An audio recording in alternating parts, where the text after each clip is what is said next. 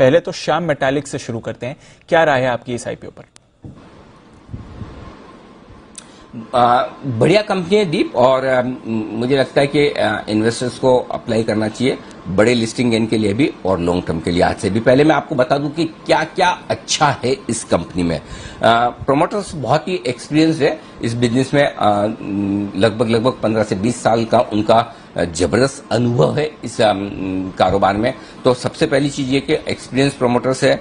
Company का track record बहुत ही impressive है। पिछले 10 साल से कंपनी लगातार मुनाफा कर रही है, लगातार एक्सपांशन कर रही है। 7% की दर से एक्सपांशन कंपनी का चल रहा है, यानी कि ग्रोथ ओरिएंटेड है। वो कहते हैं कि ग्रोथ की भूख होनी चाहिए प्रमोटर्स में, मैनेजमेंट में, कंपनी में, वो नजर आती है।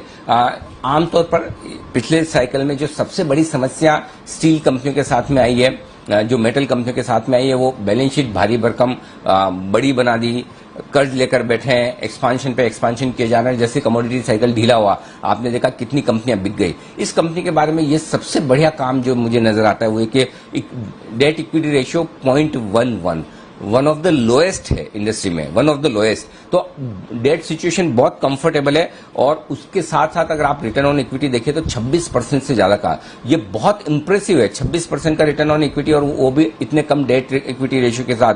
तो फाइनेंशियल के लिहाज से आप देखेंगे आपको बहुत मजबूत नजर आएगी। अब आगे क्या, ये तो पास्ट है। 2025 तक कंपनी अपनी क्षमता दुगुनी से ज्यादा करेगी। आई थिंक 5.7 MTPA है अभी कैपेसिटी, जो 11.5 के आसपास ये दुगुनी से ज्यादा हो जाएगी। यानी कि अगले 4 साल में कंपनी कैपेसिटी डबल से ज्यादा करेगी, और मुझे लगता है उस लिहाज से बेहद आकर्षक वैल्यूएशंस पर ये कंपनी ट्रेड कर रही है। और अगले 3 से 5 साल जो ग्रोथ आउटलुक है, और वो भी सबसे बड़ी बात एक और बताऊं दीप, वो ये है कि जो कुछ भी एक्सपांशन प्लान कर रहे हैं, ये सारा का सारा मैक्सिमम इंटरनल अक्रूवल से होगा। यानी कि कंपनी अपना कर्ज बढ़ाने वाली नहीं है।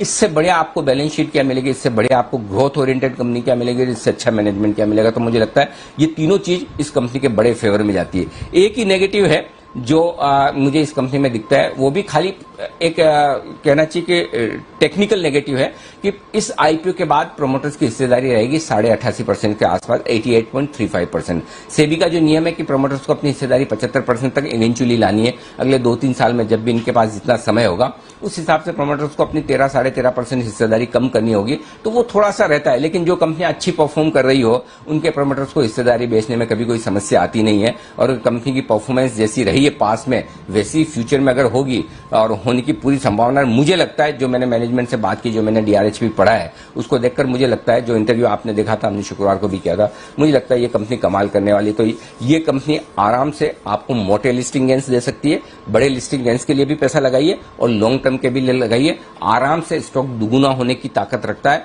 और अगर 2025 तक ये स्टॉक आपको 800-1000 रुपए की रेंज में भी पहुंच जाए तो मुझे आश्चर्य नहीं होगा। तो जो शॉर्ट टर्म इन्वेस्टर है, जिन्हें पहले दिन बेचना है, वो लगाएं।